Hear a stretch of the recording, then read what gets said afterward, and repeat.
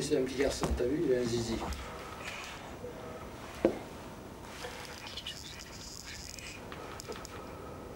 Il est gentil. Mets-le à dormir, tiens. T'as une couverture là. Tu veux, tiens. Voilà. Fais-lui dodo. Il va faire dodo, hein. Allez, on va faire dodo au garçon. D'accord? Tiens, fais-le faire dodo au garçon. Tu mets ta couverture là, comme ça. Voilà. Il va faire dodo, oui. Et tout de suite, vous lui proposez de jouer, de mettre en scène la raison pour laquelle il vient très directement. C'est-à-dire d'essayer de faire dormir ce petit garçon. Ah oui, parce que la consultation, c'est ça. La consultation thérapeutique, il faut agir. Hein. Ouais. Donc je vais dormir avec 15 jours qui suit la consultation. Mais est-ce qu'on n'aurait pas pu penser qu'on attendrait de voir ce que l'enfant proposait dans le jeu? Bien sûr. On peut attendre, mais moi, je m'intéresse d'aller directement. Une espèce de source basale. Oui. C'est une technique qui rappelle celle du psychodrame, c'est de se servir de symptômes et de mettre en scène le symptôme et ses contenus fantasmatiques. S'il avait été content, tant mieux, je l'aurais gardé au sein. Mais le fait de ne pas savoir, de se dire, il a pété même pas une minute, il va avoir ça. Allez. Alors, monsieur, on joue un peu comme ça? Non, on joue un peu comme ça? Voilà. Tu joues avec moi? Prends. Donne au monsieur. Voilà. Allez, on va le cacher. Hein? Où est-ce qu'il est? Où est-ce qu'il est? Le voilà. Où est-ce qu'il est? Le voilà. Tu le prends? Tu le veux? Oh, donne-moi vite. Donne-moi. Donne-moi. Et donne-moi, mon vieux. Tu peux pas me le donner? Donne. Voilà. Donne-moi. Oh là, que tu es fort. Je le prends. Je le cache. C'est vous qui vous êtes toujours occupé de lui alors. Vous étiez inquiète quand il avait grondé le soir comme ça? Quand il avait des régurgitations? Ah oui. Bah, inquiète pourquoi? Vous saviez ce que c'était? Vous saviez peur de quoi? Tu joues avec l'enfant. Alors tout le monde a reconnu que tu jouais la bobine avec l'enfant, évidemment. Le jeu du coucou, le voilà, du caché montré, etc. Et alors quels sont tes liens avec ce que nous a appris Winnicott, justement, en reformulant à sa manière l'histoire de la bobine, en particulier avec le jeu de la spatule, qu'il systématisait comme toi au cours de ses consultations thérapeutiques. On a l'impression que, comme lui, tu systématises quelque chose autour de la mère absente dès le départ de ta consultation. Pour moi, c'est la continuité de la vie. Hein. C'est le self que je cherche à explorer là. Est-ce qu'il est capable d'avoir un self et continuer de se sentir exister? C'est ça le problème pour moi, essentiel. Pour continuer de se sentir exister, il faut qu'il puisse... Les objets sont cachés, les chercher, et jouer avec moi. C'est très important, ce jeu-là. Je le fais toujours, presque toujours.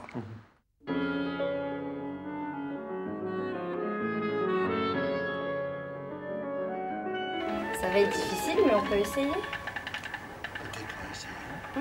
Si je ne veux pas le faire souffrir trop. Tu veux bien que maman sorte un peu? Hein? Dis.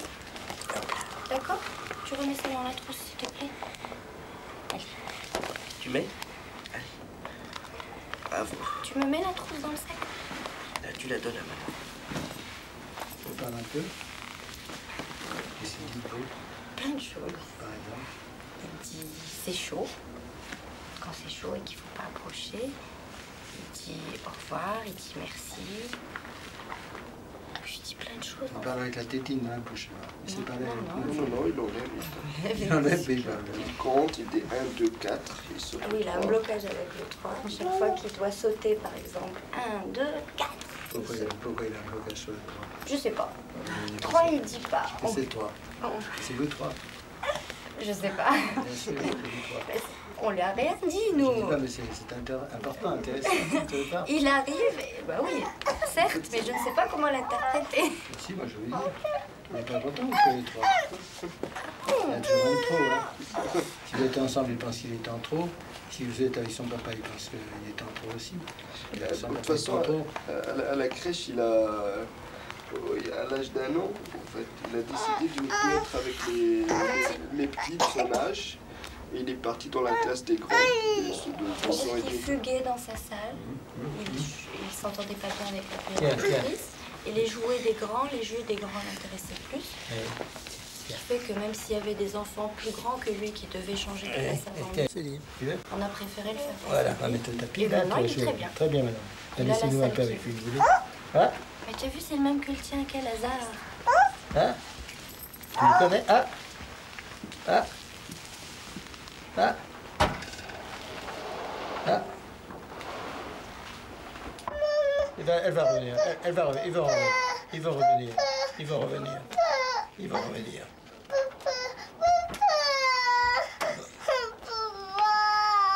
Papa, que tu veux? Il va revenir, là. Maman et papa vont revenir. Tu veux qu'ils reviennent tout de suite? Oui, et ben tu vas les chercher.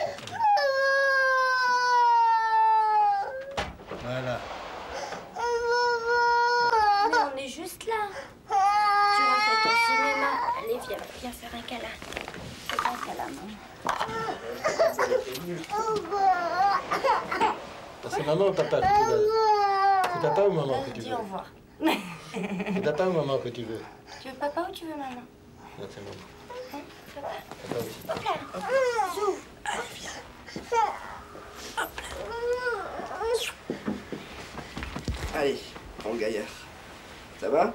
Gaillard, c'est beaucoup dire. Hein. Vous avez été comme ça, vous, monsieur, à 18 mois? On discutait de l'aspect strange situation que tu as provoqué. Est-ce que c'était... 18 mois, comme ça, je fais sortir un peu les parents. Mais tu laisses pas peut-être le temps de diagnostiquer le type d'attachement? Oui, faire souffrir les gosses, c'est pas la peine. Un petit peu la manière de s'attacher. Quand même, 1, 2, 3, 4, il y a 2 remarques. Un cognitiviste vous dirait qu'ils n'aient pas compté jusqu'à 3 ou 4 à ce moment-là. Et un speech thérapeute vous dirait que 3 est difficile à prononcer. La mère dit 4, c'était un triomphant. 1, 2, 4, elle dit. Rappelez quand elle dit ça, 1, 2, 4. Elle saute aussi de 3, elle. Chaque fois qu'il doit sauter, par exemple. 1, 2, 4. On ne sait pas assez pourquoi... Je pense qu'elle ne supporte pas plus le chiffre 3 que lui. Oui, oui. C'est le fantasme de la scène primitive immédiatement dans ta pensée. Bien sûr, à ce bien moment-là. sûr, bien sûr, tout de suite. Je sens que la consultation va être orientée là-dessus. Il y a aussi quelque chose qui va venir après, c'est savoir si le 3, c'est pas l'enfant supprimé. Oui, bien sûr. Puisque par la suite, on va apprendre qu'il y a un enfant très présent par le fait même qu'il a été l'objet d'un avortement. C'est ça. Qu'est-ce que j'ai fait dans la vie pour faire un gaillard comme ça? Non, mais moi, c'est encore plus tordu. Moi, c'est sûr que j'ai fait quelque chose qui me fait ça. C'est pas qu'est-ce que j'ai fait. Ça doit être tout ce que j'ai fait dans la vie qui me fait faire. Vous avez fait de mal, alors. J'ai l'impression, mais j'ai quand même eu une éducation très branchée culpabilité. Hein. Et alors, qu'est-ce que vous avez fait de mal par rapport à vos parents? Je pense que tu peux le dire. Oui, vous pouvez le dire ici. Tu as raconté déjà. Oui, je me suis fait avorter une fois, je crois que C'est c'est ça? Vous avez fait de mal à vos parents. Première grossesse? C'était des études avec votre mari? Non. Avec Non, un non, autre. c'était... avec un autre. Oui, mais c'est la même chose parce qu'il s'agit de la sexualité de la mère. Oui, oui. Donc c'est de toute façon Je quelque pense chose qui a à que voir ça avec ça, la bien sûr. sexualité de la mère et la scène primitive. Vos parents l'ont su? Non. Mon Que... frère et ma soeur qui m'ont beaucoup aidé. Mais c'est que ma mère aurait payé pour une erreur qu'elle n'a pas commise. Mais bébé... C'est-à-dire que mon père aurait dit à ma mère, c'est pas Il a payé toute sa vie, hein. Voilà ce que tu as fait. faux. Disant quelque part, c'est le résultat de son manque de surveillance ou que ça n'avait rien à voir. C'était mes choix personnels, c'était pas du tout ses choix à elle. C'est quand même curieux de penser à la culpabilité de sa mère par rapport à son propre avortement à elle. Ça indique quand même une proximité, me semble-t-il, hein, et un lien très, très marqué, très important entre elle et sa mère. Un lien fantasmatique, bien Ou entendu. bien culturellement induit, mais en tout cas, un lien très fort. Un lien très fort. C'est surtout l'accusation du père. Elle dit pas ma mère serait sentie coupable, elle dit mon père aurait accusé ma mère d'être. Oui, C'est sûr, c'est ce qu'elle dit. Hein. c'est proche. Tu veux rester par terre? Tu veux rester par terre? Hop là! Hop là! Hop là! Hop là! J'ai vraiment pas envie de jouer.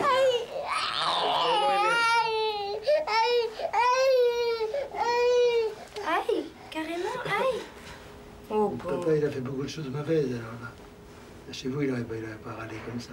Et le père intervient aussi de manière très inadaptée ou très... Très agressive. Oui. Bah, il est rejeté parce qu'il s'agit de la sexualité de sa femme avant lui avec un autre homme. Oui. De toute Très, façon. très facile. Ça, oui. ou bien il est un peu gêné. le sentiment d'impuissance de ne pas pouvoir calmer cet enfant. Le père est très écarté de la femme, là. La mère. Quand elle parle de ça. Le père et l'enfant se sentent rejetés par la mère, semble-t-il. C'est une chose qui me frappe beaucoup dans les consultations avec des mères et des enfants très petits, ou des parents et des enfants très petits, qu'au moment où les parents évoquent quelque chose qui est un affect tout à fait dramatique pour eux, l'enfant ne sait pas de quoi il s'agit, mais dans la voix, il y a un thrilling auquel l'enfant réagit. Et c'est sans doute quelque chose qui serait à la base aussi de l'énaction, c'est tous ces messages préverbaux, infraverbaux, infralinguistiques, comportementaux, corporels, qui induisent des significations humaines, cependant, donc oui, mais l'affect est significatives. compris comme tel au-delà d'un signifiant intellectuel. Ah, tout à fait. Bien sûr. Ça, c'est une action. Donner un sens à l'affect. Donner un sens. Représenter l'affect. Sur l'enactment, on envisage toujours comme, là, dans ce qui a été dit, comme plutôt un phénomène positif, mais dans le cas où l'enactment interfère avec un contre-transfert négatif. Il ne faut pas faire de consultation thérapeutique. Tout à fait. Jamais être négatif. Jamais être négatif. À l'égard des parents.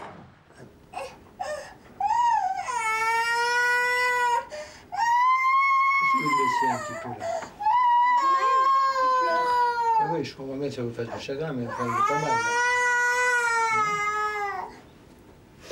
Et ça, je crois qu'on touche là quelque chose d'important. Parce qu'il est pas mal là, il fait un peu d'histoire, mais enfin, il est pas mal. Moi, je suis soucieux de vous, des enfants, mais j'ai pas raison, monsieur. J'ai pas raison, un peu là. Ouais, je pense pas. Prenez un peu la main de votre femme, allez. Moi, j'ai tendance à me laisser faire parce que de toute façon, il est. Regarde, il le regarde. Qu'est-ce qu'il regarde? Il nous regarde, vous Oui, attrapez pas la main. vous serrez la main, vous tendez la main, tendrement. Hein. Voilà, tu vois, papa et maman, ils aiment bien, c'est mes. Ils aiment bien, c'est mes. Hein? Ils ont besoin de ça, papa et maman. Hein? Faut les laisser tranquilles comme ça tous les deux. Ça se fait caresser la main.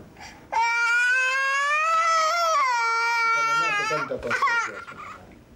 On voit bien que vous ne pouvez pas regarder. Maintenant, il vous regarde. Regardez, oui, un peu. Très bien.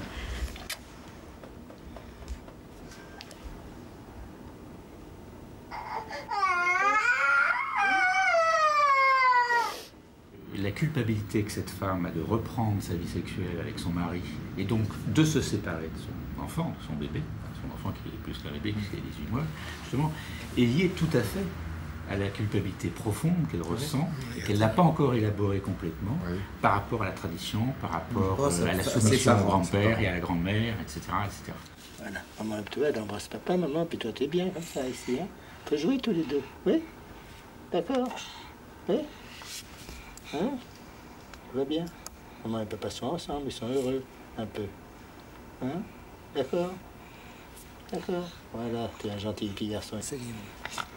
Moi, je crois que vous voudrez vous cesser un peu de soir. Il n'y a pas quelqu'un qui peut venir vous aider le soir un peu? Une dame marocaine comme ça, là, qui est là un peu chez vous? Oui, comme ça, pour rester un peu seul avec votre mari tranquillement, comme vous êtes là. Moi, je fais un peu la marocaine. Je fais la babysitter. Ça va? Je crois que ça serait pas mal, vous savez. Ça vous ferait du bien à tous les deux, non? Je trouve intéressant que Serge fait le lien avec l'autre génération en amenant la grand-mère marocaine. Le garçon est bien transfert paternel. Voilà, tout à fait. Ça part elle. Tout à fait. Et on retrouve ce que nous avons dit l'autre jour et ce que tu nous as expliqué dans le temps, c'est que les enfants sont les représentants du surmoi des parents. Dans l'enfant, on voit le père ou la mère du parent, les grands-parents en d'autres termes. Oui, celui-là, il est à la fois le représentant de ce surmoi des parents de la mère, mais en même temps le représentant, à mon avis, de cet enfant qui n'a pas vécu. Et de l'homme avec qui elle l'avait fait. Et là, ça fait beaucoup de choses.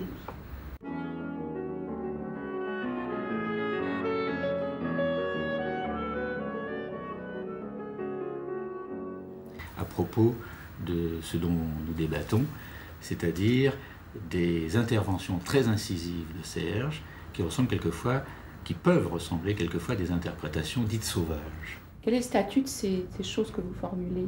Est-ce que c'est des interprétations, des explications, des reformulations? Est-ce que vous pouvez nous dire sur le plan technique? La question que je me pose, est-ce que comme tel, ce que Serge dit peut être assimilé par la mère? Voilà.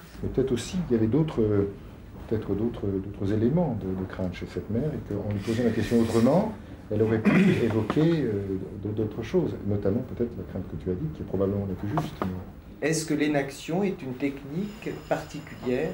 Est-ce que ça renvoie à une technique particulière? Oh, bien sûr.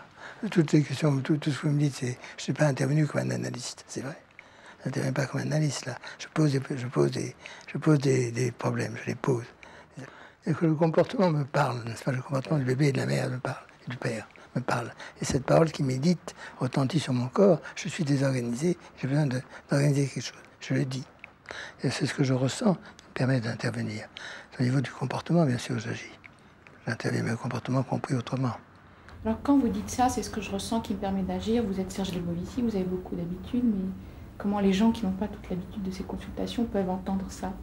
Il faut qu'ils étudient la signification de l'enfant dans la vie transgénérationnelle. Qu'est-ce qu'il représente pour eux? Et à ce moment-là, on peut dire des choses intéressantes. C'est ça que je montre. Et quand vous dites je ressens, ça passe quand même, il y a quelque chose qui s'élabore chez vous. Bien sûr, bien sûr. Que vous restituez. Oui, mais est-ce que tout ce que tu ressens est bon à communiquer et à communiquer immédiatement? Comment tu fais le tri pour communiquer entre les différentes choses que tu ressens? Co-penser, co-créer. Co-ressentir et co-créer. Ce n'est valable que en présence de cette personne. Quand je dis ça ici, c'est tout à fait différent. Quand je suis avec eux, et la femme, je sens qu'elle ressent comme moi. Je co-sens et je co-crée. Ce co-sentir n'existe que dans la situation. On ne peut pas le refaire ici. Mais vous n'envoyez pas systématiquement le père et la mère derrière la glace en pain. Parfois, c'est que la mère. Je leur laisse choisir, mais dans l'ensemble, je leur propose 3 situations. Père et la mère ensemble, père seul, mère seule. Mais systématiquement, enfin. Une fois, je vais raccourcir. Et enfin, dans l'ensemble, les 3 situations sont prévues. Père et mère plus bébé, moi regardant. Père plus bébé, mère plus bébé et moi regardant. Et quand décidez-vous de revenir dans la salle? Parce que c'est tout souvent très bref. Et très bref, quand je sens, j'ai quelque chose à dire. Ça va très vite alors. Quand il a glané. Regarder derrière le miroir, tu le fais toujours dans le deuxième temps de la consultation, ou bien dans certains cas, quand le premier temps de la consultation a attiré ton attention sur quelque presque chose. Toujours, presque toujours. Tu le fais presque toujours. À quel moment tu décides d'aller derrière la... Quand je sens qu'il y a besoin de savoir comment la mère se comporte avec son bébé. Oui, mais en fait, tu vois la mère se comporter à son bébé devant spectateur, puisqu'elle sait à ce moment-là qu'elle se comporte seule avec son bébé, mais devant deux témoins qu'elle ne voit pas, dont elle ne voit pas les réactions et qui la regardent. C'est quand même analysé, ce type de... Oui, mais enfin, c'est ça la situation. Quel est le moment? À quel moment tu choisis ça et quel sens ça prend? La mère se sent suffisamment intime avec moi, avec le père, pour que je puisse la regarder. Et puis se sentir observé et être aussi naturel que possible. Je me pose la question de l'intérêt que ça a, parce que je crois qu'il y a des consultations thérapeutiques parents-bébés, on peut mobiliser beaucoup de choses sans avoir besoin d'aller se cacher derrière une glace en pain. Je ne vois pas l'intérêt. Moi, j'y vois l'intérêt parce que la mère se sait observer, elle se sent aussi plus libre.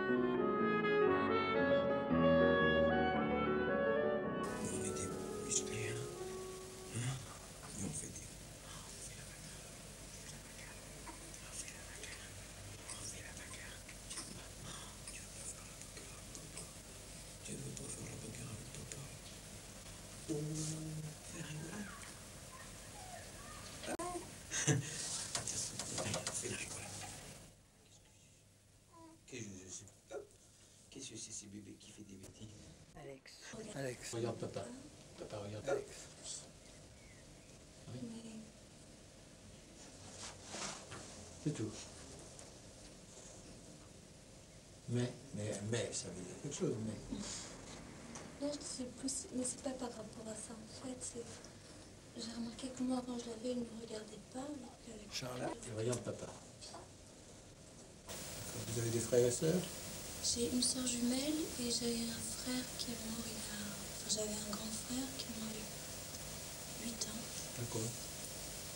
De problèmes de médicaments, alcool, de drogue, des choses comme ça. Un peu de suicide. Non, pas vraiment. Pendant de drogue, l'alcool, un peu tout ça. Non, plus de l'inconscience que le suicide, parce qu'on était très proches. Il était aîné, du coup, il était plus vieux. Il était 3 ans et demi.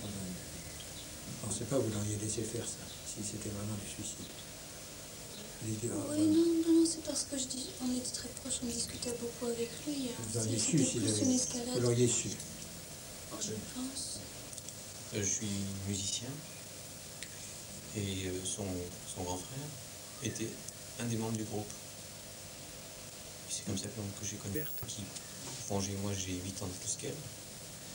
Et pour moi c'était une gamine. Quand j'avais 19 ans, elle en avait 11. Et donc, à la mort de leur frère, elles étaient toutes seules, et leur mère, elle et leur mère. Donc je venais régulièrement leur remplacer le grand frère pour les aider dans les problèmes où il y aurait besoin d'un homme, puisque le père n'était plus là.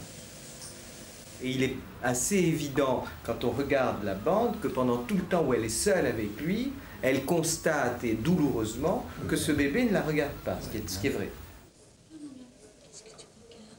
Et elle le constate et elle peut le dire. C'est triste, mais à mon avis, ça, elle en souffrait depuis longtemps. Est-ce qu'il y a une vraie utilité à utiliser ces techniques, globalement, qui font appel à des interventions brèves, à des interventions très actives, à des actions avec le corps, à des séparations agies, à des techniques finalement de mise en scène psychodramatique en décor réel? Est-ce que ça a un intérêt ou pas? Mais si ça en a un, effectivement, c'est de ça qu'il s'agit là. Et pourquoi ça en a un dans cette situation-là, alors que dans d'autres situations, ça en aurait moins? Alors je crois que c'est vrai ce que vous dites, parce que le père va tenir le bébé aussi tout après. Comme une mère, il va montrer comme s'il nourrissait le bébé. Et à ce moment-là, il va pouvoir le faire librement. Est-ce que tu penses que le père voyant la mère et la mère voyant le père, ça peut les amener à dire chacun à l'autre quelque chose de ce qu'il a perçu? Bien sûr. Qu'il ne dirait pas sans ça. Je crois. Et papa, qu'est-ce qu'il dit sur l'observation de maman et Alex. Moi, ce que j'ai remarqué, c'est que comme elle craint un peu qu'il pleure, qu'il s'énerve, elle recherche à attirer son attention avec des éléments extérieurs, comme le store, l'image, plutôt que d'attirer son attention à elle, vers elle, que le petit s'occupe d'elle, plutôt que de l'extérieur. C'est pas une analyse là. Il s'agit de guérir d'un symptôme. Il faut que le bébé dorme. Et pour que le bébé dorme, il faut proposer une hypothèse qui soit valable pour les parents. Alors le père, là, il sent bien, il va sentir bien qu'il joue à remplacer la mère. Donc il faut proposer une hypothèse. Il faut la consentir. Je sens bien que le père est en train de donner le sein là. Il le sait bien. Il le sent lui-même. Il sent qu'il a une victoire sur sa femme là. Il a pris le bébé à la fin de la consultation comme si c'était une mère. Il a dit au moins je ne dors pas, mais je sais qu'il n'est pas mort. Je peux pas me cacher. C'est que j'ai une peur folle de la mort qui et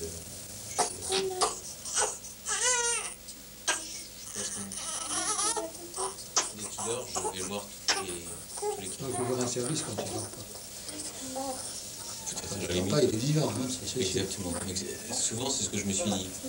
Celui quand il crie, au moins, je sais qu'il est vivant. C'est lui qui a peur. C'est lui qui empêche de dormir dans le bébé, il me semble. Avec ta femme ne réussit pas à être la maman. Il laisse la mère avec moi, d'ailleurs, parler. Il profite du fait que je parle avec la mère. Donc, il abandonne la mère à son Édipe, un vieux type. Et pendant ce temps-là, il peut faire la mère, lui. On avait l'impression qu'il y avait une communication avec vous. Que par conséquent, la mort n'était qu'une étape sur une plus longue histoire. On a pensé, mais vous êtes en communication avec votre frère? Donc c'est quand la mère est malade, absente, ou lorsqu'elle n'exerce pas sa fonction maternante, que le père est amené à la doubler et à la remplacer. Elle est avec moi. Et à s'identifier avec elle. C'est le père substitut maternel. Substitut maternel. Substitut maternel parce que la mère est avec moi. Alors lui, il accepte l'Édipe maternelle. Je ne suis pas un homme qui vous concurrence. Il se trouve que maintenant, les pères n'ont plus peur de donner des soins aux enfants. Et alors, le problème est de savoir quand il materne et quand il paterne.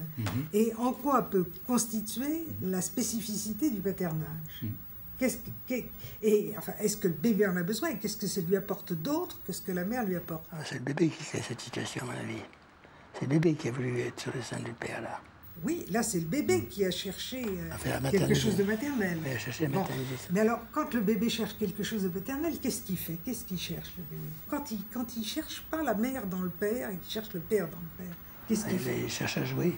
Est-ce que vous ne trouvez pas que tout à l'heure, quand il était seul, on avait là, en comparant les deux images, le père qui était avec l'enfant et qui effectivement l'embêtait, le tenait plus ou moins bien, mais lui disait des choses sur la bagarre, lui disait, mimait des choses. Et là, on constate une mère qui parle de façon dépressive à un thérapeute, ou à Serge Bovici, et un père qui, pendant ce temps, s'occupe de ce bébé comme une mère, alors même que quelques secondes avant, quelques minutes avant, il avait montré qu'il pouvait s'en occuper autrement. Oui, c'est ça, je crois ou alors ils étaient venus le chercher quand il pleurait, je sais plus exactement, et qu'il l'avait laissé pleurer parce qu'il n'avait rien à faire pour l'endormir. Ça m'a fait de la peine, surtout. Et puis il l'avait laissé tout seul dans le noir. Vous avez pris, vous avez eu beaucoup de chagrin. Peur d'une part et chagrin ensuite. Oui. Expliquez-nous encore un peu là-dessus. Allez-y. Ah si, c'est pas fini, hein. Ça vous plaise encore ce chagrin. Oui. Vous faites des reproches en disant j'aurais pas dû le laisser. Un peu, hein. Ouais, un peu déprimé là, j'avoue. Un petit peu encore. Vous êtes encore un peu triste, D'ailleurs, elle va pleurer au moment où elle va parler de ce cri auquel elle n'a pas répondu. Tout simplement, tout ça pendant que le père materne le bébé. Je pense que c'est ça ce qu'il faut voir comme objet. Alors moi, je vous repose la question, dans cette bande, à un moment, vous dites au père qui s'y prend pas bien, et vous lui demandez de passer l'enfant à la mère. Est-ce que je peux vous demander quelque chose? Pourquoi vous ne tenez pas mieux la tête?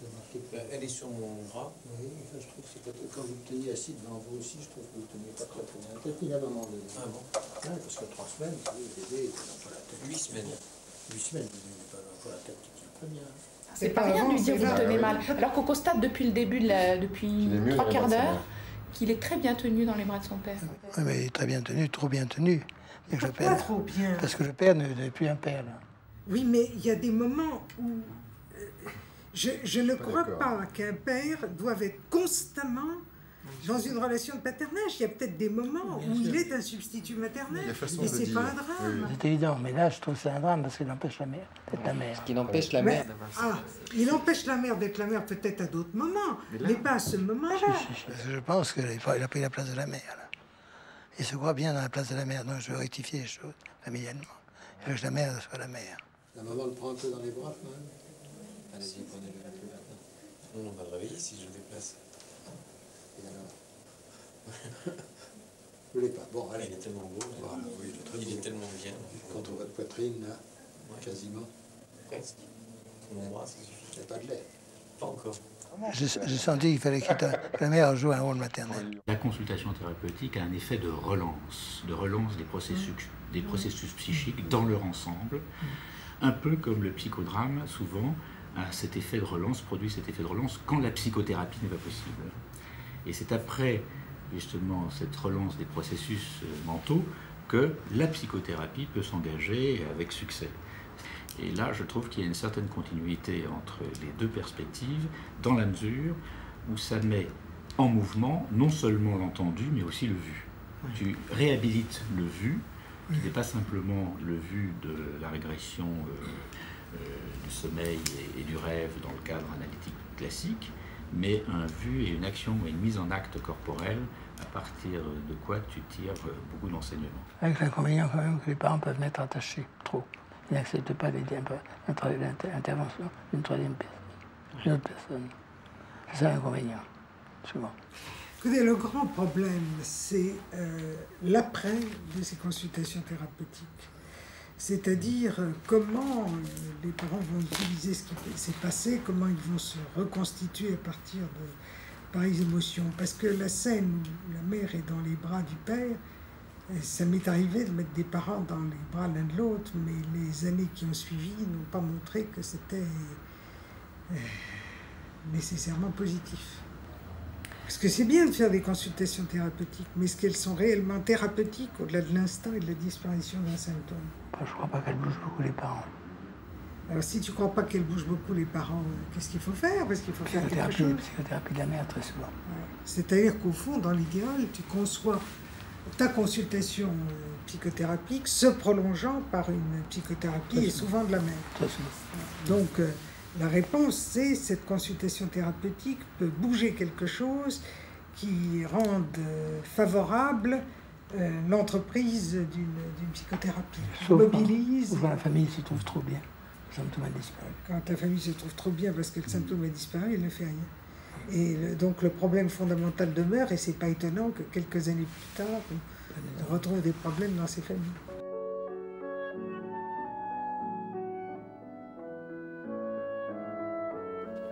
Le concept de consultation thérapeutique, en réalité, n'est pas tout à fait nouveau. Je dirais même que depuis Winnicott, par exemple, le concept de consultation thérapeutique est en quelque sorte le b.a.-ba de la psychiatrie du bébé, et Winnicott a écrit des choses et dit des choses là-dessus tout à fait importantes.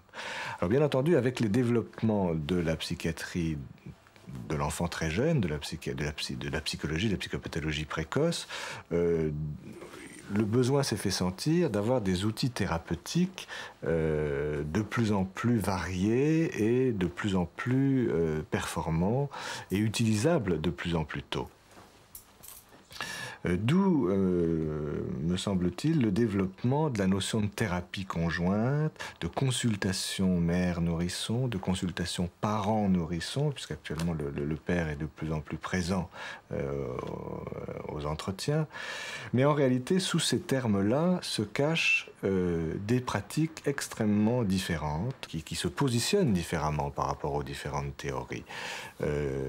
Quelqu'un comme Dailis Dawes, par exemple, à la Tavistock Clinic, travaille dans une perspective qui me paraît très inspirée des modèles post-kleiniens et des modèles de Bion en particulier. C'est-à-dire que dans la façon dont elle va recevoir la famille, le père, la mère, le bébé, la façon dont elle va écouter l'histoire se reconstituer de manière tout à fait non directive, bien entendu, il y a pour elle, me semble-t-il, dans la manière dont elle se formule les choses, dont elle nous les explique, il y a la référence à une espèce d'espace contenant, une sorte de pellicule qui va rassembler, tisser des liens, remettre ensemble toute une série d'éléments qui, pour les parents, avaient perdu du sens parce que justement ils étaient déliés. En France, quelqu'un comme Rosine Debray travaille dans une perspective différente également, puisqu'elle se réfère, elle, à l'économie psychosomatique très rigoureusement étudiée par l'école psychosomatique de Paris, notamment. Et au fond, sa perspective est de voir comment la présence du bébé, comment la symptomatologie du bébé s'inscrit dans une désorganisation de l'économie psychosomatique de la dyade. L'équipe de Bertrand Kramer, enfin ce qu'on appelle parfois l'école genevoise, autour de Bertrand Kramer et de Francisco Palacio Espasa, travaille, elle, dans une perspective également différente aussi, puisque, au fond, eux s'inscrivent dans l'idée de thérapie conjointe, mais brève, relativement brève. Alors quand on dit brève, là aussi il faut s'expliquer parce que les mots sont relativement vagues. Quand Bertrand Kramer et Francisco Palacio parlent de thérapie brève, ils envisagent, disons, une dizaine de séances régulièrement espacées tous les 8 ou 15 jours. 8-10 séances en moyenne. Ces thérapies brèves vont se centrer sur ce qu'ils appellent un focus symptomatique.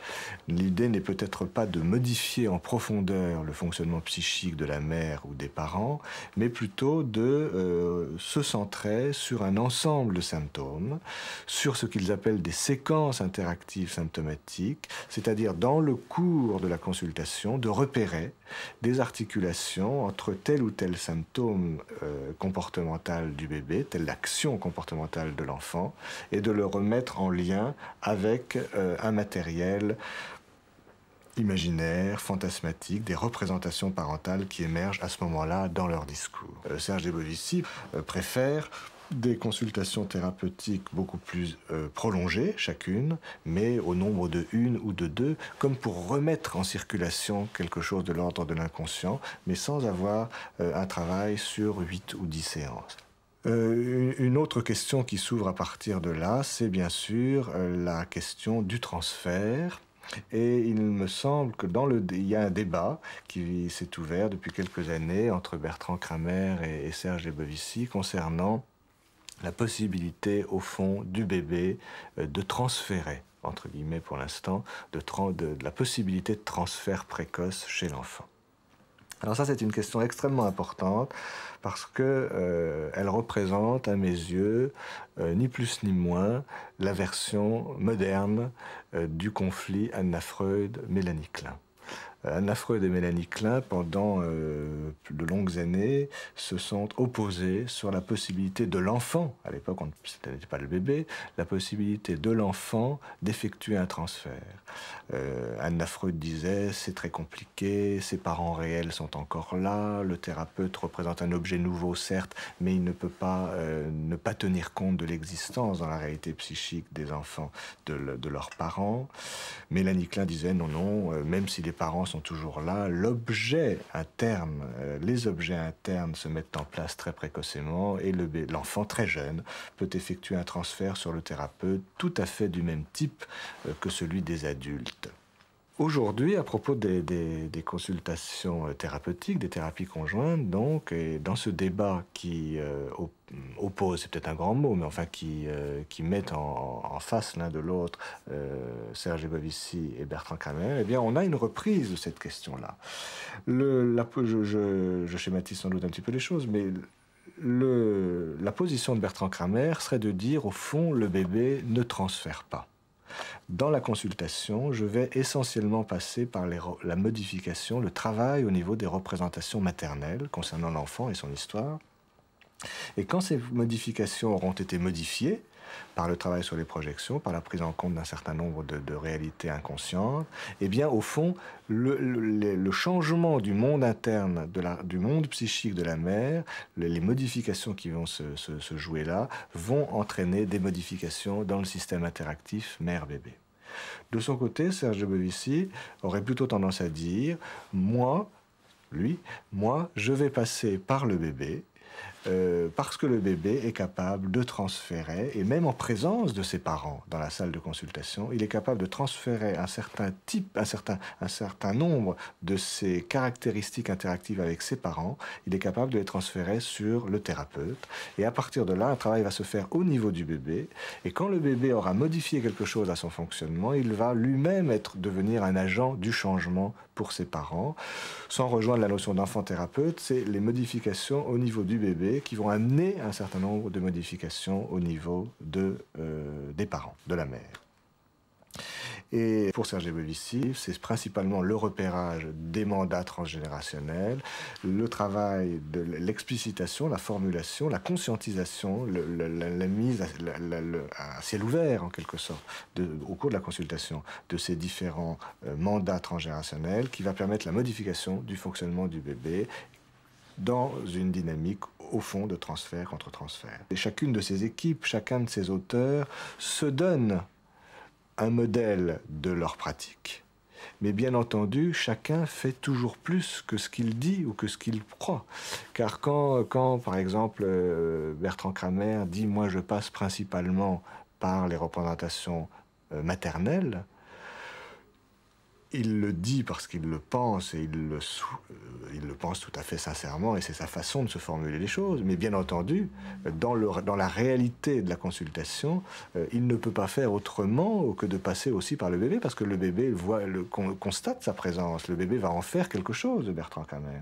Et de même quand Serge Debovici dit « moi je vais essayer de passer surtout par le bébé », qui lui sera un relais dans l'accent sur le fonctionnement parental, Serge Debovici ne peut pas faire en sorte qu'il ne soit pas là aussi pour la mère et que pour la mère vont se jouer des modifications directement à son niveau à elle. Finalement, l'impact thérapeutique de ces consultations conjointes passe par toute une série de relais, de maillons sur lesquels nous avons encore beaucoup à travailler parce qu'ils sont sans doute très nombreux, différents les uns des autres, et pour chaque auteur, de poids un petit peu variables.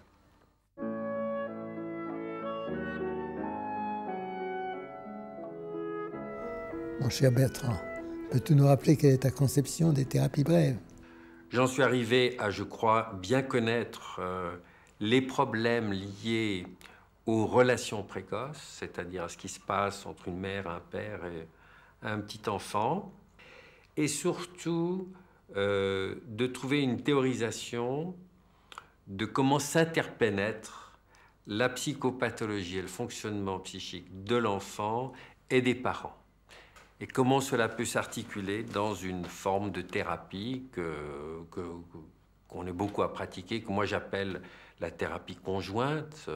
Et j'ai trouvé que cette pratique des psychothérapies conjointes était fascinante parce qu'elle permet à la fois d'étudier les aléas du parenting, c'est-à-dire de l'attitude parentale, du fonctionnement parental, et en même temps de voir les effets ou les aléas ou les vicissitudes de ça dans la relation avec l'enfant.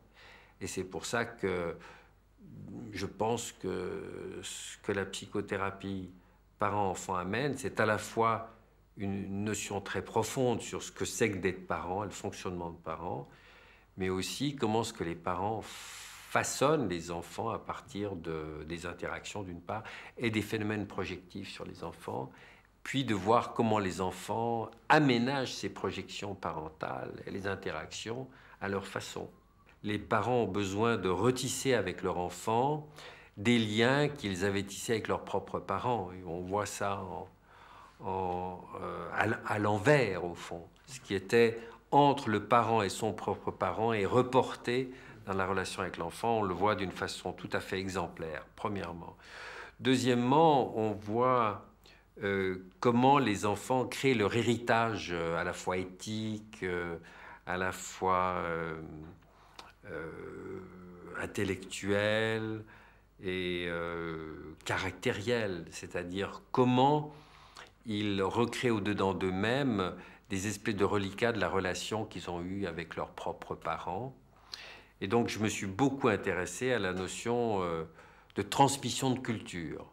Donc comment les parents transmettent à leurs enfants ce qu'ils ont de plus cher, c'est-à-dire leurs valeurs, leurs idéaux du moi et au fond, leur trésor familial. Eh bien, tu vois, là, il y a un point qui nous sépare, Bertrand. Parce que toi, tu penses que la filiation culturelle est possible dans toutes les conditions. Moi, je pense que la parentalisation doit être assurée. Qu'en penses-tu? Là où je pense qu'en effet, il faut mettre un bémol, c'est que plus les phénomènes de transmission sont rigides et pathologiques et narcissiques, au fond, moins ils seront pris dans la culture dans le sens large du terme. Et donc, ils seront restreints à une culture purement familiale et souvent une culture psychopathologique. Par contre, dans les familles qui fonctionnent bien, il y a une prise directe que l'on sent très bien sur la culture dans le sens large. Et donc, l'aspect sectaire que l'on trouve dans les familles pathologiques, on le trouve beaucoup moins dans les familles normales, qu'on a d'ailleurs l'occasion de voir aussi. Eh bien, mon cher Bertrand, penses-tu que ta manière d'assurer les psychothérapies brèves est capable de modifier l'avenir? De modifier l'avenir, certainement, l'avenir à court terme.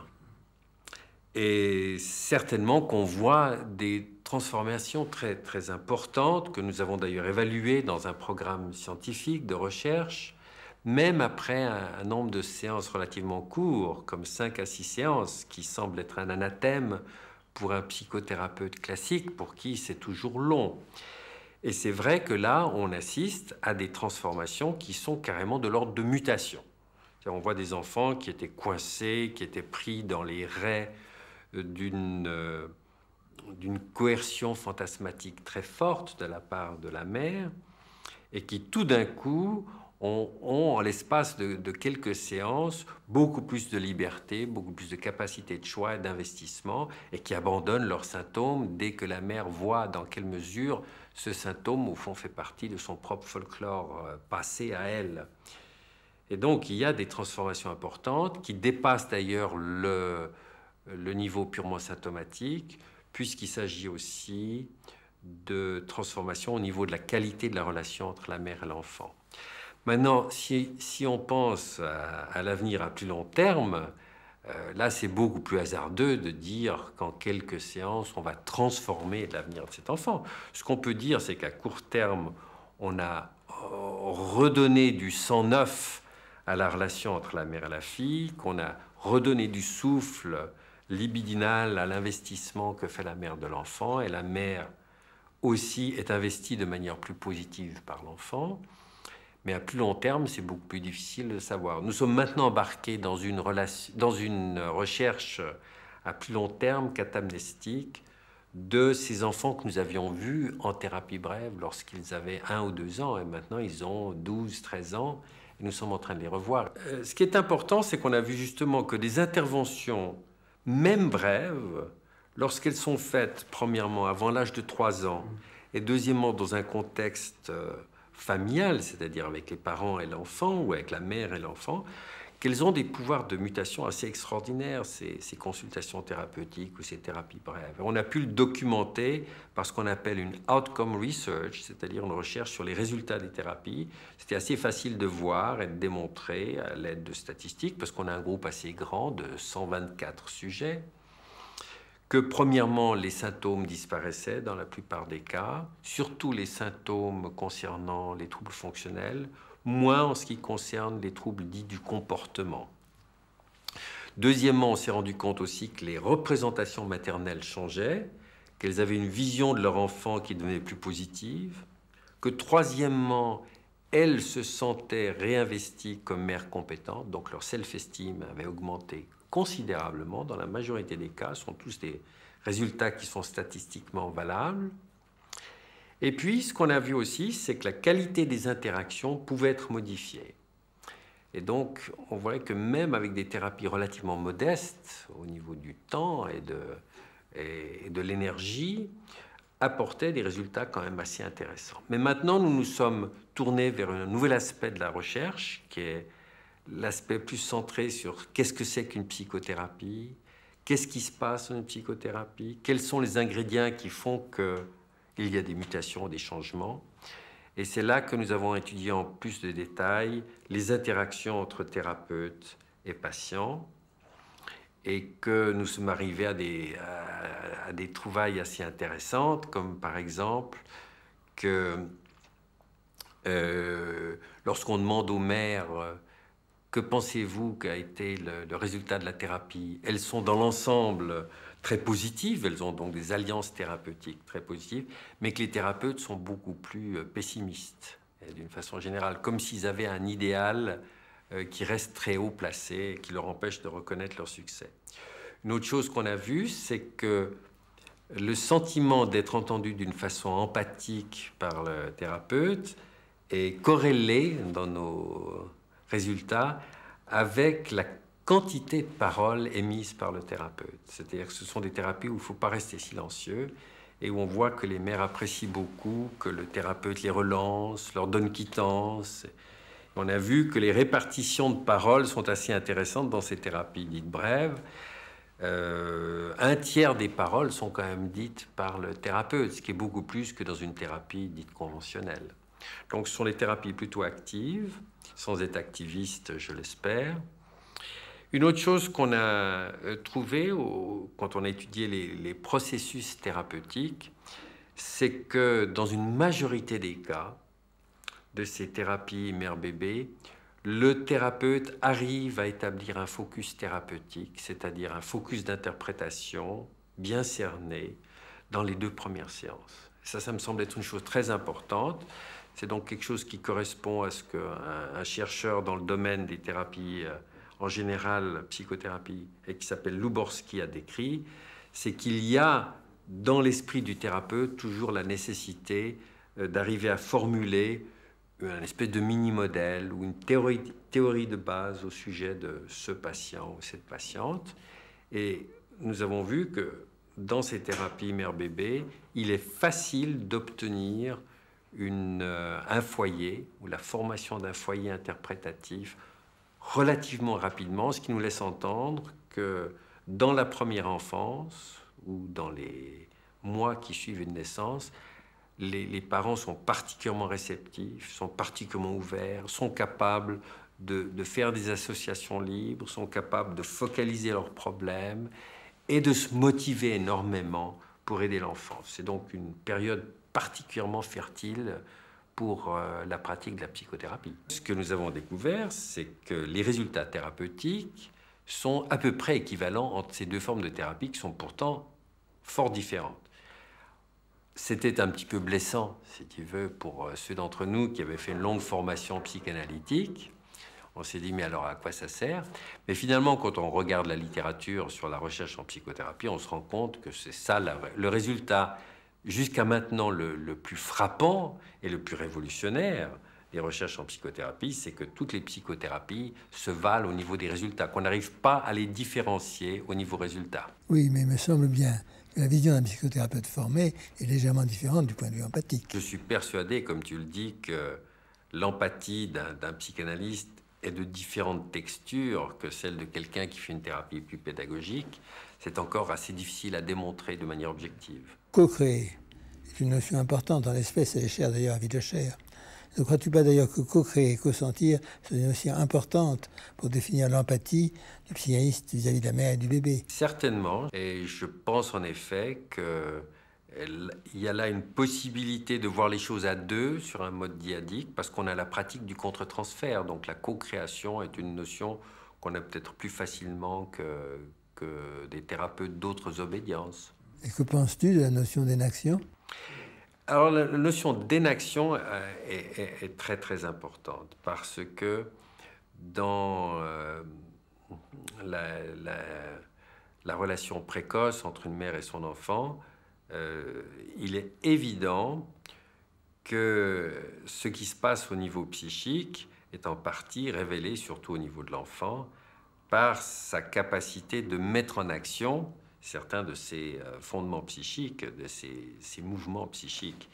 Et c'est pour ça qu'il est tellement important de pouvoir faire l'usage de la vidéo et de voir la correspondance agie de ce que nous imaginons être les fantasmes.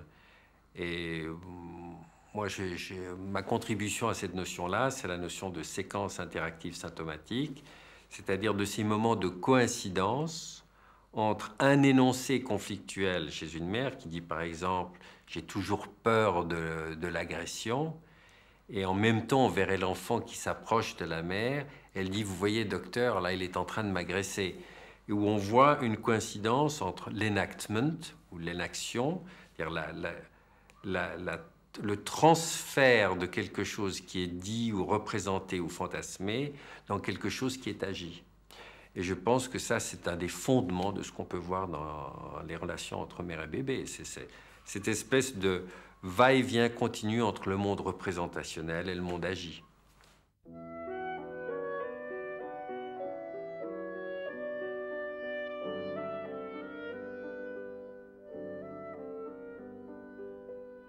Maintenant, vous allez voir une bande, un genre un peu différent. Il s'agit d'une petite fille qui vient du Cameroun avec sa mère. Elle s'appelle comment cette gentille petite fille? Josiane Sarah. Josiane Sarah. Alors on va mettre ça par terre si elle veut jouer par terre. Hein? Voilà. Très bien. Voilà pour Josiane Sarah. Comment on l'appelle à la maison? Sarah. Sarah. Sarah, c'est quoi? C'est le nom vrai? Pourquoi vous l'avez donné deux noms ensemble? Ah, Josiane, c'est mon prénom. Et Sarah, c'est celui de sa grand-mère. Ah bon? C'est comme ça, on donne le prénom de la maman et le prénom de la grand-mère. Chez nous, bon, on ne donne pas les noms comme ça. Alors pourquoi vous lui avez donné votre prénom? C'est son papa, c'est pas son moi. papa qui a voulu lui donner votre prénom. Très bien. Vous l'amenez, vous peut-être lui enlever sa jaquette parce qu'elle va avoir froid en sortant, je crois. Pour le moment, je voudrais dire simplement que cette petite fille ne dort pas depuis qu'elle est à Paris, c'est depuis 2 mois. Elle vivait jusque-là chez sa grand-mère. La mère était partie à Paris avec son mari, son deuxième mari, en fait, la mère. Elle a laissé son fils d'un autre mari de 13 ans et cette petite fille à sa mère. Elle vient la chercher pour l'amener à Paris avec son mari, qui fait des affaires à Paris. Tant qu'elle ne dort pas, bon, nous ne pouvons pas dormir. Et avant, elle dormait bien. Avant, elle dormait bien, parce que nous étions au Cameroun. Vous étiez au Cameroun, non, c'est plus que vous êtes à Paris. Ça fait 2 mois et demi. Non, ça coïncide. Maintenant. Vous habitez où au Cameroun? Au Cameroun. Vous habitez où? À Douala. Qu'est-ce que vous faites là-bas au Cameroun? Vous êtes du Cameroun, tous les deux. Ouais. Qu'est-ce que vous faites? Votre mari fait quoi? Mon mari travaille ici. Mon mari est ici depuis. Moi, j'étais au Cameroun. Ah, vous étiez au Cameroun et vous êtes venu le rejoindre ici. Elle entend parler de moi au marché parce qu'elle ne dort pas. Et on lui dit, je fais dormir les bébés. Alors elle m'amène ce bébé qui ne dort pas depuis 2 mois, qui l'empêche de dormir, donc de faire l'amour avec son mari. Votre mari râle? Il est parfois énervé. On ne peut plus dormir ici alors. Oui, tant qu'elle dort, on ne peut pas dormir. Il a envie de lui casser la figure, votre fille? Non. Non, ni vous. Quelquefois on se dit qu'est-ce qu'on serait mieux si elle passait par la fenêtre. Hein? Non. On peut le penser, même si on ne le fait pas. Vous ne le pensez pas, vous, tout ça. Un petit peu quelquefois. Non. Ça vous dégoûterait cette pensée. Ça m'énerve, mais je sais que c'est un enfant. Je suis obligée de... Alors qu'est-ce que vous faites donc pour la faire dormir? Je la caresse. Vous avez vu que la mère parle un peu d'elle et puis je m'intéresse à la petite fille assez rapidement qui m'appelle. Enfin, bon. Ils ont joué un jeu essentiel qui consiste à échanger un paquet de mouchoirs en papier qu'elle avait dans sa poche. Tiens, le voilà. Tu me donnes le paquet? Enfin, alors rapidement ça devient je cache-cache, je le mets dans la bas de mon veston, la petite fille le prend, j'ai coucou le papier, etc. Voilà, il est caché. Où est-ce qu'il est? Ah, le voilà. Et maintenant, on va le cacher dans le pull vert de maman. Hein? Où est-ce qu'il est caché? Il n'est pas là. Jusqu'au moment terminal où je dis à la mère de le prendre. Deuxième fois, la mère le prend, deuxième fois, elle le met en haut de son poitrine, au niveau de ses seins.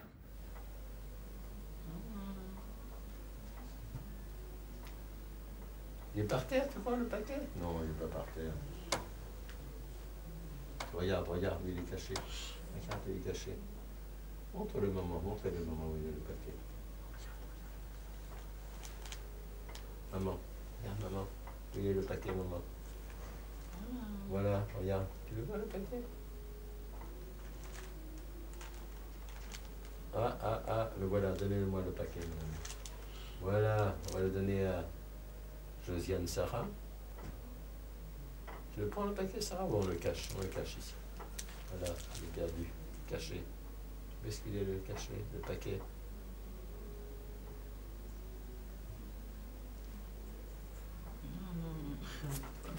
Tiens,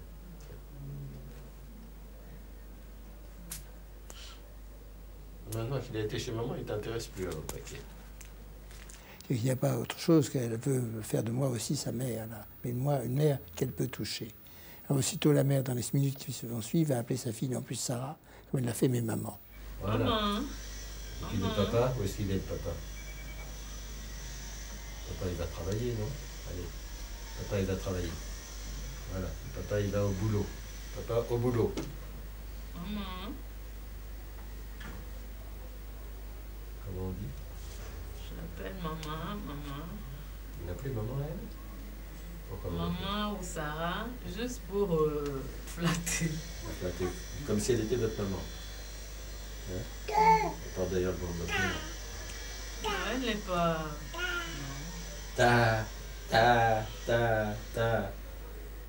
Et à ce moment-là, la fille et la grand-mère permettent à la mère d'avoir des rapports sexuels. Et l'enfant va dormir. C'est ce que la mère sait. C'est comme ça que ça s'est passé. Tu orientes comme ça l'entretien vers la sexualité de la mère. Comme si le but de la consultation, c'était de permettre à cette mère qu'elle ait des relations sexuelles avec son mari. Ce qui serait un signe de bonne santé, mais psychique. Mais je me disais que peut-être que ce qui primait chez cette mère, c'est d'abord des difficultés de séparation avec sa propre mère, une certaine dépression du fait de cette séparation.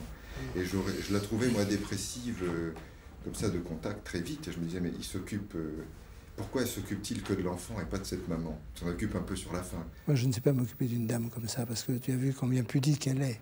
Et à un moment, elle montre ses seins, comme ça, en les cachant. Je crois qu'il ne faut pas trop s'occuper d'elle. Je la caresse. Contre lui, là où elle était comme un bébé, contre lui. Oui, sur... Vous la nourrissez plus maintenant? Je ne voulais pas m'en occuper d'elle. Je ne voulais pas qu'elle m'accuse de... Enfin, je crois qu'elle m'accuse de vouloir lui faire la cour, de lui faire des choses qui ne sont pas correctes. Donc je vais m'occuper de la petite fille et d'elle, mais en tant que mère.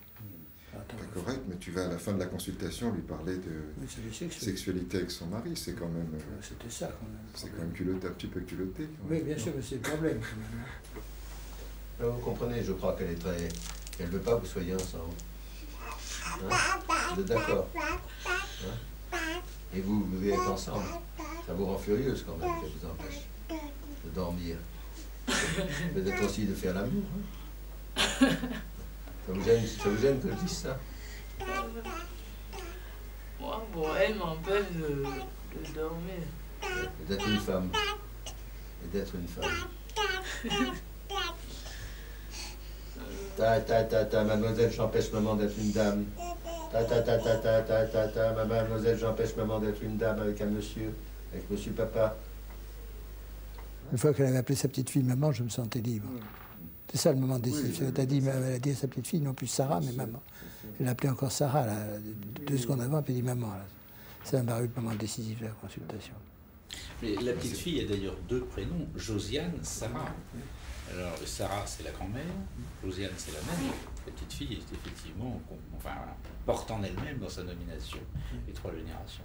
Oui, bien sûr, mais elle a dit Sarah à la fin, puis maman. Maman a éclaté dans la tête, dans la voix de la mère. Alors ça se perçoit quand tu l'appelles précisément à un moment donné, juste avant que la petite fille aille chercher d'ailleurs le paquet dans ta propre poitrine, tu l'appelles Josiane, Sarah. Le voilà, donnez-moi le paquet. Voilà, on va le donner à Josiane Sarah. J'étais frappé un peu de voir comment la petite fille est fâchée contre sa mère, cette colère, parce qu'elle refusait carrément de ni regarder sa mère, ni jouer avec elle au début. On va le donner à maman? On va le donner à maman? On va le donner à maman. Donne à maman. Voilà, donne à maman. Donne à maman. Donne à moi. Voilà, monsieur. Merci beaucoup.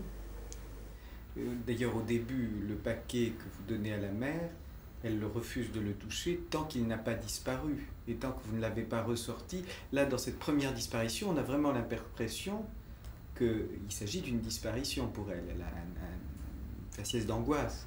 Et quand il réapparaît, elle peut le retoucher comme s'il redevenait nouveau, quoi. Le voilà, le voilà. Je vais le donner à maman.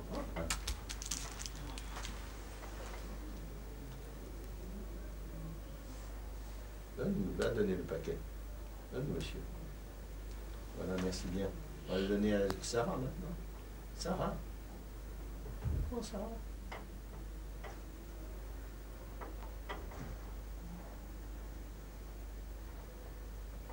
Le prendre. Si, pour le... Voilà, pour Sarah. Moi, je le prends et je vais le cacher. Coucou le paquet. Est-ce qu'il est le paquet?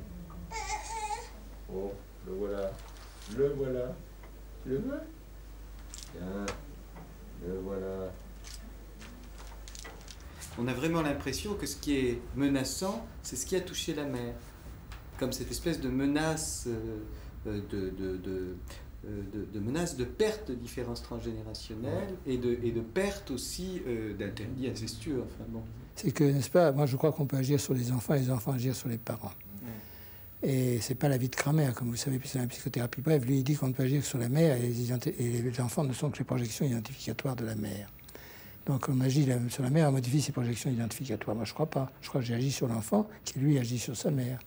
qui l'a permis d'appeler maman. Là, c'est une preuve, je crois, de plus. Est-ce qu'on sait ce qui s'est passé après la consommation? Est-ce que la mère a repris sa vie sexuelle? Oui, elle a repris sa vie sexuelle, le bébé a dormi, je sais tout ce que je sais d'elle. Elle n'est plus revenue me voir. Une fois. J'ai entendu parler, elle m'a téléphoné. Il y a une théorie sous-jacente, donc une théorie de l'insomnie du nourrisson, que tu sembles avoir, et qui est que les nourrissons ne dorment pas, crient, font du bruit pour empêcher les parents de faire l'amour. Faire l'amour, ou bien les rassurer sur le fait qu'ils ne soient pas morts. Deux possibilités. Ça va ensemble d'ailleurs. Ils ne peuvent pas faire l'amour s'ils ont besoin de sauver la mort du bébé. Parce que quand le bébé meurt, c'est parce qu'ils ont très souvent fait trop l'amour. Donc s'ils ne font pas d'amour, ils regardent le bébé ne pas dormir, ils s'inquiètent de l'insomnie du bébé, et ça, ils savent qu'il est vivant, mais ils ne peuvent pas faire l'amour. Donc ils ne peuvent pas le tuer. Alors, essayons de se mettre dans la position de l'enfant. Qu'est-ce qui gêne l'enfant?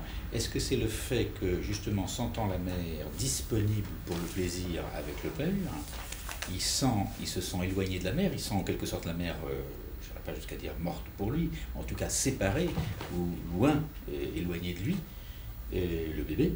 Donc est-ce que ce qui gêne le bébé, ce qui le met dans un état de malaise ou insomniaque ou dans un état d'angoisse, c'est le fait qu'en fait, justement, la mère n'est plus là pour lui et pour lui seul. Donc elle est véritablement séparée. Elle n'exerce pas la censure de l'amante, la mère. Pas efficacement, comme dit c'est la censure de l'amante, il faut peut-être le dire. La censure de l'amante, c'est le moment, caractérisé par le fait que à un moment, la mère cesse d'être complètement disponible pour le bébé et lui demande de dormir et d'avoir des fantasmes, des rêves. La censure de l'amante est caractérisée par le fantasme, c'est ça qui sera créatif. C'est une expression qui vient de Denise Braunschweig et de Michel Fin, l'enfant le jour et la nuit. La nuit, l'enfant peut avoir des rêves, doit avoir des rêves pour laisser les parents faire l'amour. Le rêve essentiel, c'est le fantasme de scène primaire. Donc on peut dire que l'enfant n'est pas disponible pour créer une scène primaire entre le père et la mère. Alors ça, c'est, je crois, dû à l'attitude des parents, qui s'intéressent plus qui sentent ne pas avoir de scène entre eux, scène sexuelle entre eux, et prétendent s'intéresser à l'enfant. Je crois que ça vient des parents aussi. Oui, si l'enfant est aussi identifié avec la grand-mère. La sexualité des parents, c'est aussi une sorte d'abolition de la sexualité des générations précédentes. Et cet enfant est aussi gardien de cette sexualité de grand-mère. C'est une femme formidable, alors 10 enfants comme ça. Alors ici, hein. Sarah va être comme ça aussi.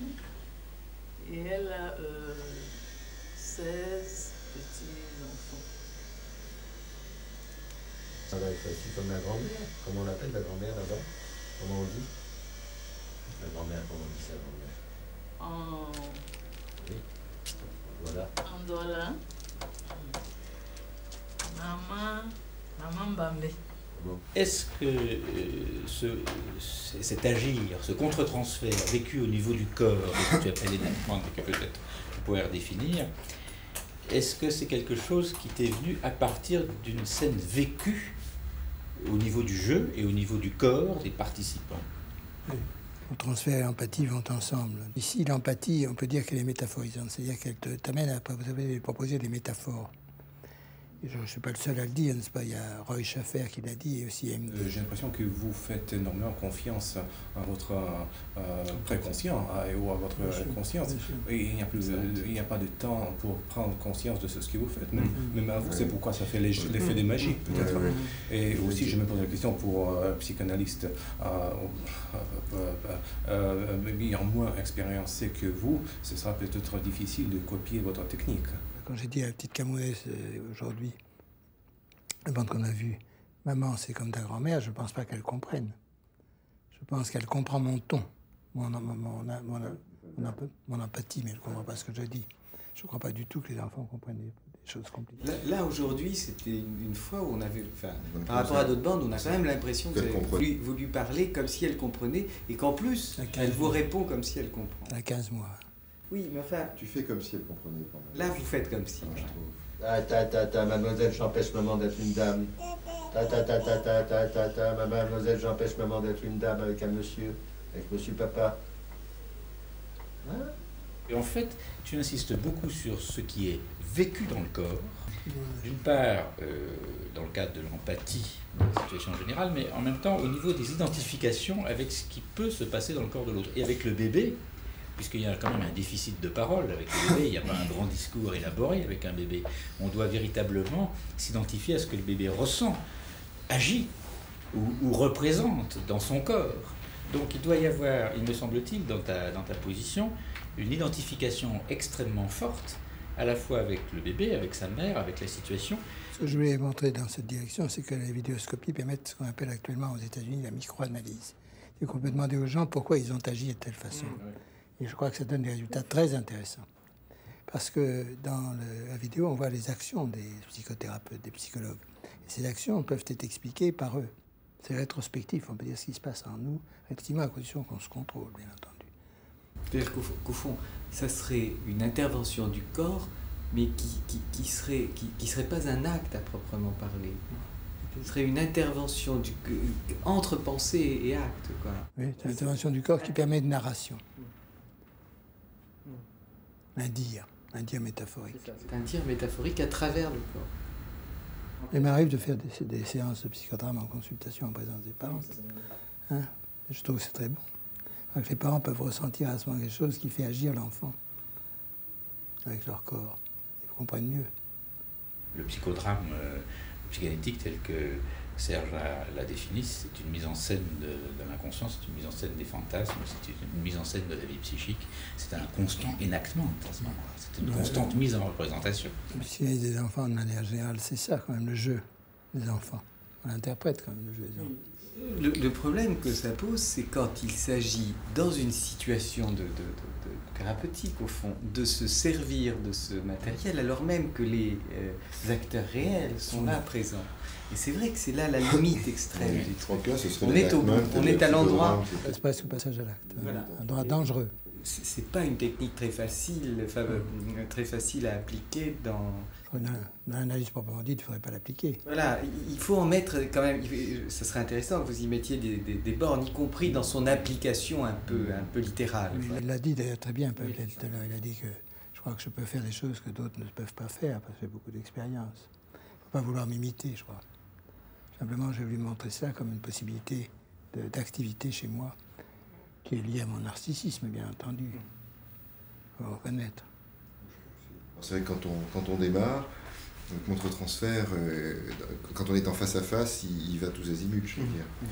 Donc, et après, avec l'expérience, on arrive à le sentir venir, le contre-transfert, et à se sentir contraint peut-être à métaphoriser plus facilement. Je crois que c'est pas...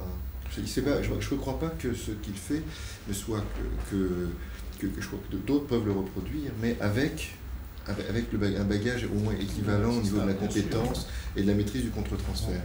C'est sûr.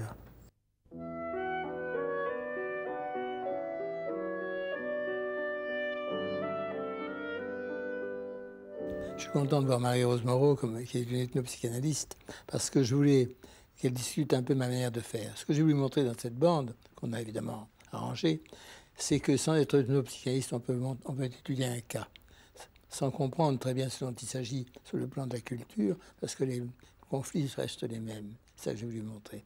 Ils sont humains, les conflits. Alors, je ne crois pas que la culture joue un rôle énorme là-dedans. Mais la culture joue un rôle énorme à la fin, parce que bien sûr, le choix du prénom est important, mais je ne savais pas, moi.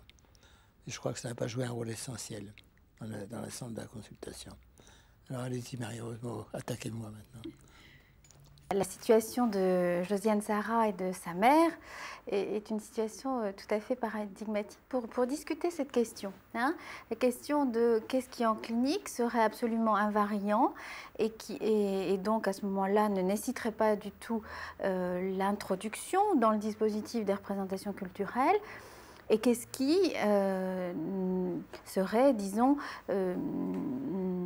relatif aux représentations culturelles et l'intrication de ces représentations avec la manière de penser de la maman et la manière de s'occuper de cet enfant. Alors, il est sûr que vous avez établi une relation tout à fait directe avec cette petite, avec Josiane Sarah. Vous êtes entré en relation avec elle, vous aviez une empathie extraordinaire, le génie clinique qui a permis que ça se fasse.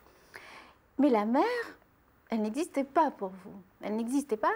Et je ne crois pas que ce soit seulement dû à votre théorie et dû à votre conception technique. Je crois vraiment que si la mère n'existait pas, c'est justement parce que vous ne pouviez pas la penser en termes complexes et vous autoriser à introduire dans le dispositif des représentations culturelles que même, peut-être vous ne les connaissiez pas, mais vous auriez pu les chercher. Et là, vous n'y êtes pas intéressé. Alors du coup, cette femme devenait une femme abstraite, une mère, la mère en général, et pas cette mère-là. Et on le voit dès le début. Dès le début, madame dit, la maman dit, chez nous. Chez nous. C'est-à-dire, elle a introduit le contexte tout de suite. Elle dit chez nous, sous-entendu, ce chez nous n'est pas le même que chez vous. Vous l'ignorez superbement. Et puis, continue. Josiane Sarah, le nom, Josiane, le nom de la mère, Sarah, le nom de la grand-mère maternelle. Bon, vous trouvez ça banal, disons. Et elle insiste beaucoup. Elle dit, mais c'est comme ça qu'on fait chez nous. Et vous continuez. Et là, il y a une sorte d'indifférence à la relation qu'elle veut établir avec vous.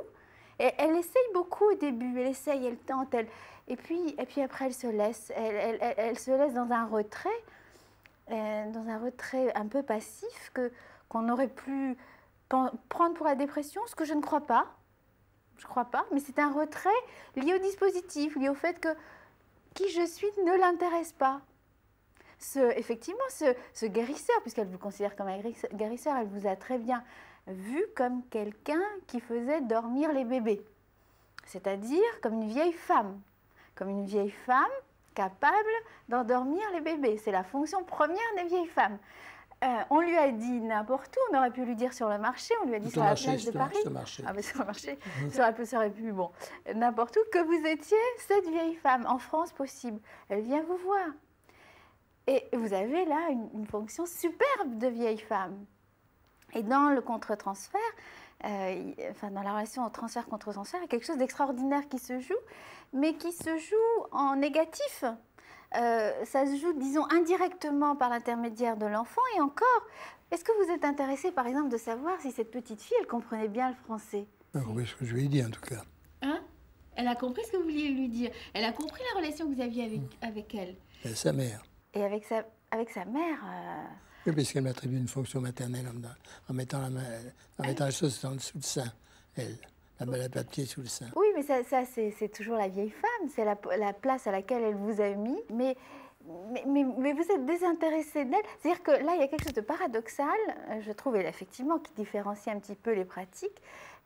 C'est la psychanalyse, et vous nous avez appris que chaque situation est singulière, que chaque situation on doit s'intéresser aux moindres détails. Les moindres détails contiennent l'essentiel, contiennent l'être même.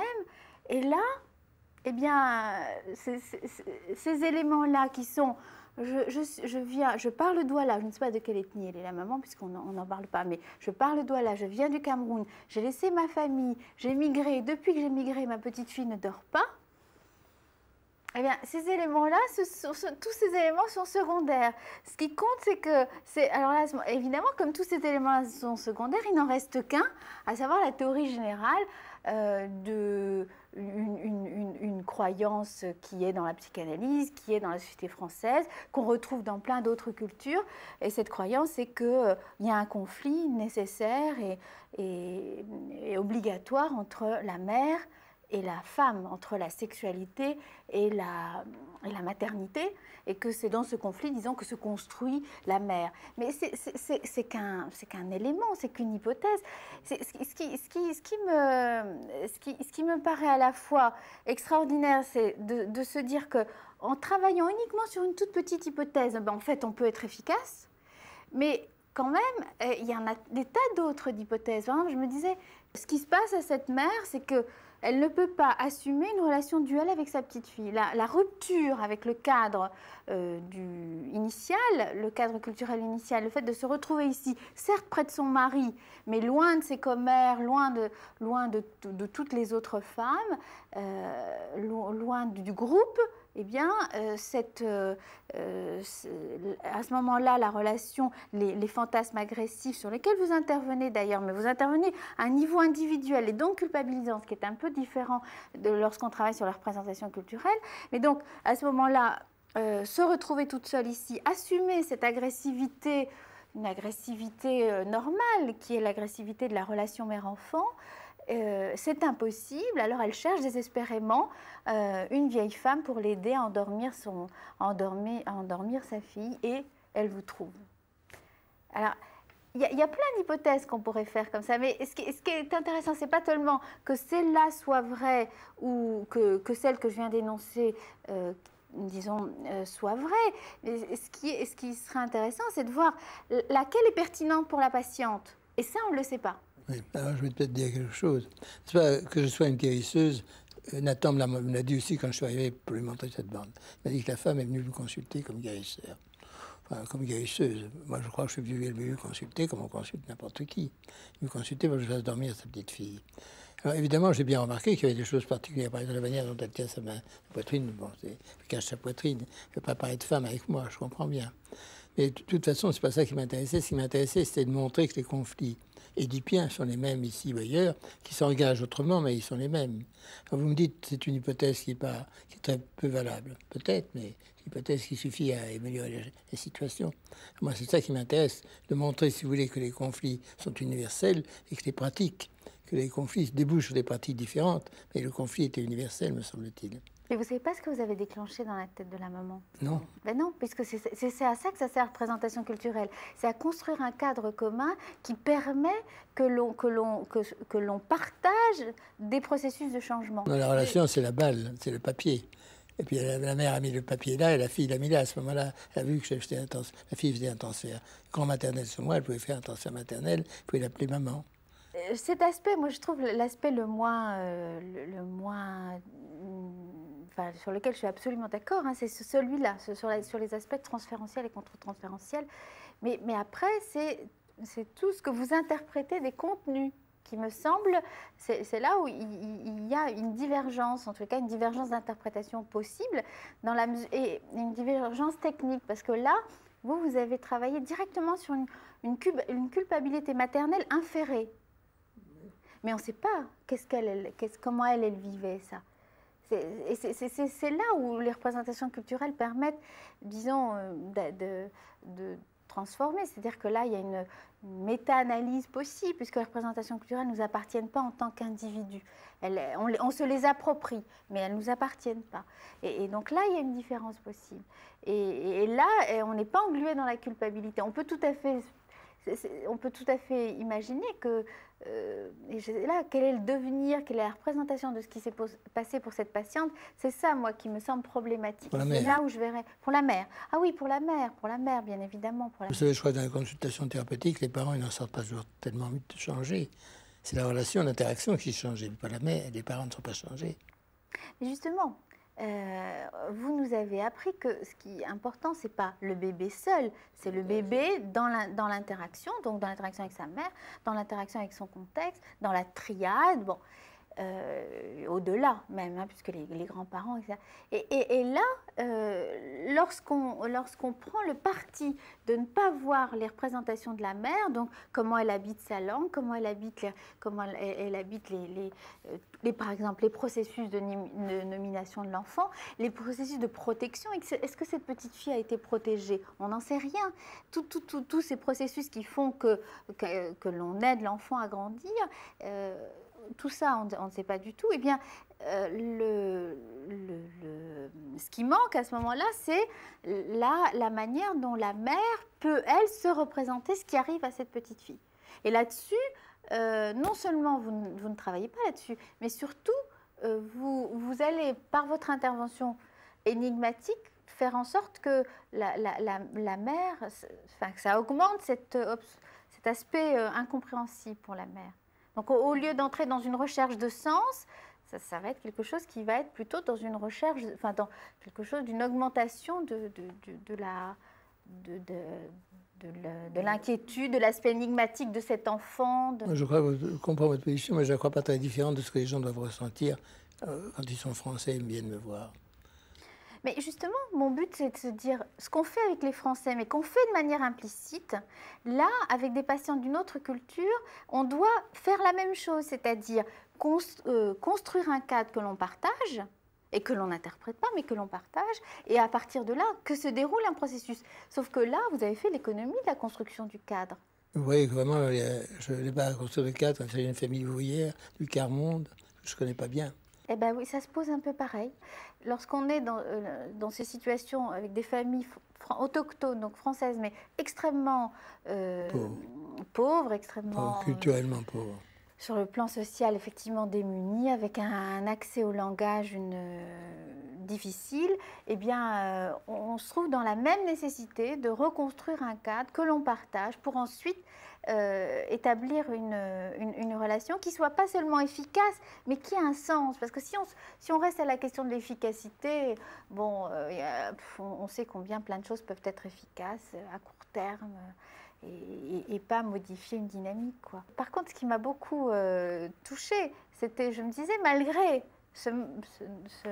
le non-partage implicite, vous avez une telle intuition de ces situations, puis sans doute, je pense que c'est pas que l'intuition, c'est l'expérience qui fait que effectivement vous allez droit au but et puis vous énoncez un certain nombre de fantasmes qui sont les vôtres, mais qui sont induits par ce que vous voyez de la dyade. Et en particulier les fantasmes agressifs et les fantasmes sexuels qui apparaissent là d'emblée. Et ça c'est tout à fait touchant. Enfin, on se dit vraiment, c'est sans doute un élément de l'efficacité, c'est cette émergence de ces éléments-là. Mais reste le devenir de ces fantasmes qui sont les vôtres dans le vécu de la mère. C'est là où les représentations culturelles sont des leviers, sont des dispositifs, sont des intermédiaires, sont des je ne sais plus à qui j'ai pris cette expression, mais sont des principes de narrativité. C'est-à-dire ils permettent de dire, permettent d'énoncer. Je vous suis tout à fait. N'empêche qu'on a fait une co-création avec la mère. J'appelle ça une co-création, une co-pensée. Et cette co-pensée me paraît la base de toutes les consultations thérapeutiques, par l'empathie. Bon, alors, que vous ayez raison sur ce qui en résulte de tout ça pour la mère, je n'en doute pas, parce que votre dispositif, je le trouve utile. Souvent encore, je critique sa lourdeur. Mais je le trouve utile, je n'ai pas donc voulu anéantir votre dispositif. Je voulais montrer simplement qu'on peut avoir des actions, même si on ne connaît pas une culture. C'est ça que je voulais montrer.